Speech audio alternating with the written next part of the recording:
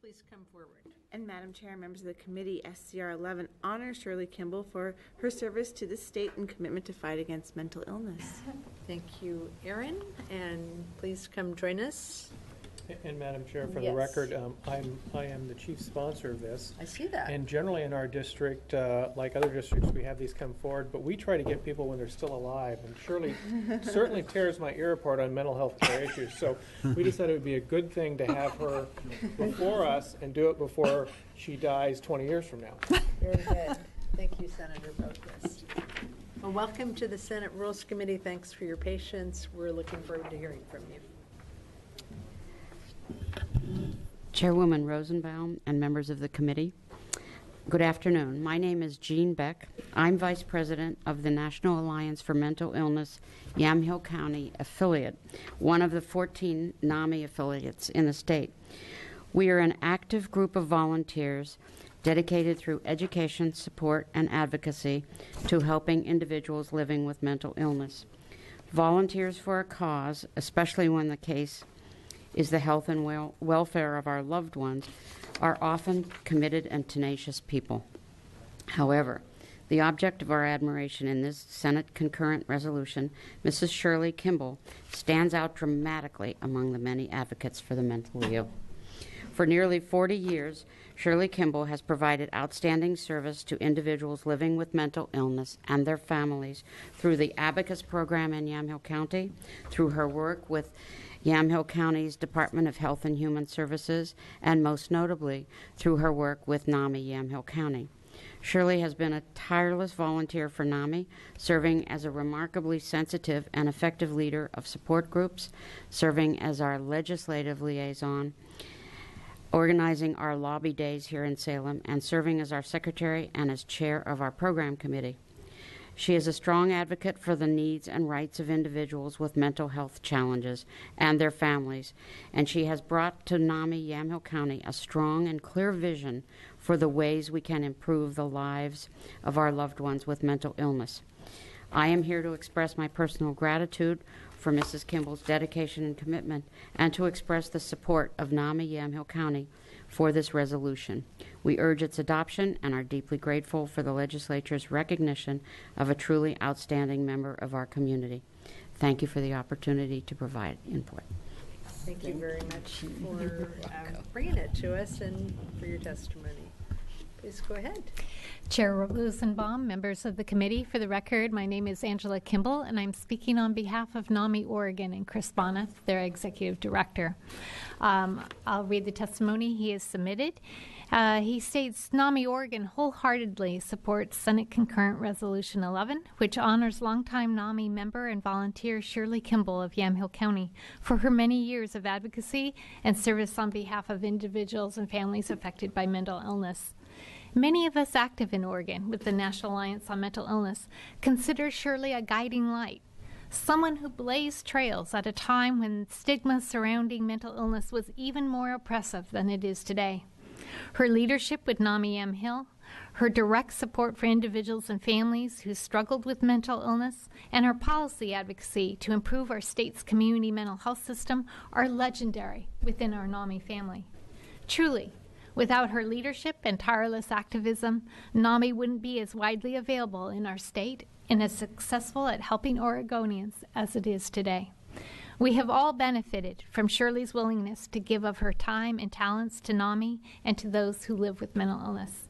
We're thankful for her participation and leadership, and that they continue to this day with NAMI Yamhill. And we can think of no one more deserving within our organization than Shirley for the recognition that SCR 11 bestows. We hope you share our appreciation of Shirley by approving SCR 11. Thank you for this opportunity to provide our input. Thank you. Thank you for your testimony. And now I'm Shirley. You must be Shirley. Well, it's a great honor to sit before you and to humbly thank you for considering this moving recognition of my work with mental health. I want to particularly extend my gratitude to Senator Boquist and his former colleague, Representative Jim Thompson, for this resolution. Thank you. It's the commitment of legislators like Senator Boquist and former Representative Jim Thompson that gives hope and optimism to Oregonians who, like me, find themselves with lives affected by mental illness. Well, I'm loath to accept recognition for something my parents simply taught me as being the right thing to do. I'm honored to do so, however, on behalf of those who live with mental illnesses and their families. I'm a person who gets out of bed in the morning and after coffee and an ibuprofen is ready for the day. But I know too many who have to grit their teeth to face the day's routines. The mothers, fathers, sisters, brothers, children whose stomachs churn when they get the message, I need help. The sisters who can't find her missing brother. The father whose son is troubled with mental illnesses, who is in jail. And worst of all, the parents of the daughter who lost her life. The many Oregonians who experience the pain, private pain of mental illness, need you, their legislators, to promote conditions that foster mental health. This year, during our annual NAMI Lobby Day, our NAMI members noticed and remarked that you, their elected representatives, knew more about mental illnesses than they did in former times. And collectively, that's true, that we have all learned more about mental health. Well, first, housing. There's nothing that gives a person a more secure feeling than an address. Second, a comprehensive, dependable health care system. Such a system must include acute care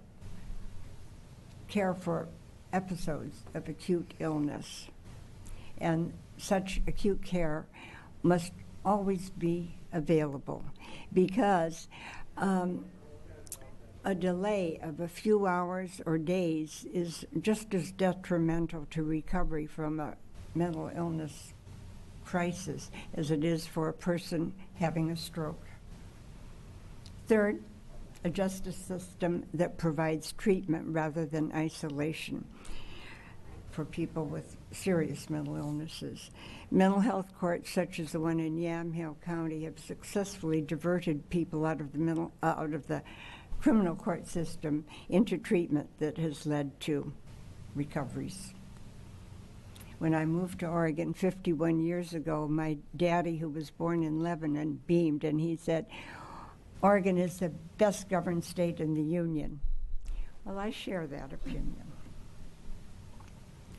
Your attention and support to bills that improve housing, health care, justice, will help ensure that Oregon citizens who live with mental illnesses can live productively and with dignity in this great state.